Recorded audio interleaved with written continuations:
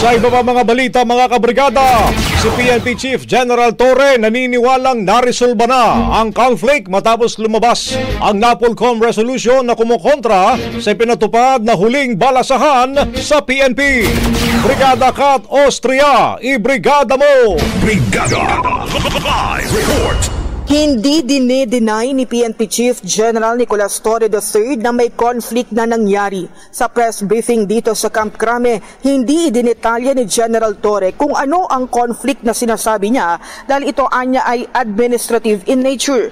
Maalala nitong nakarang linggo, lumabas ang resolusyon ng National Police Commission na kumukontra sa pinakahuling balasahan sa pambansang pulisya.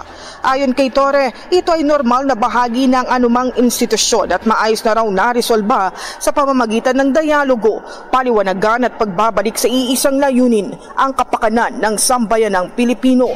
Sa huli, naniniwala ang PNP Chief na natuldukan ng usapin at moving forward na sila sa iba pang mga issue. Sa ngayon, mananatili sa pwesto ang opisyal na sakop ng huling balasahan kasama na si PNP Deputy Chief for Administration Police Lieutenant General Bernard Banac na bagong number 2 man ng PNP.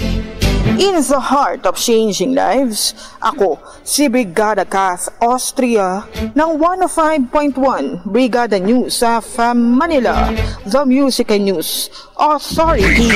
Ang bahaging ito ay hatid sa atin ng NutriCleanse Herbal Capsule. Linis tiyan, sexy tiyan.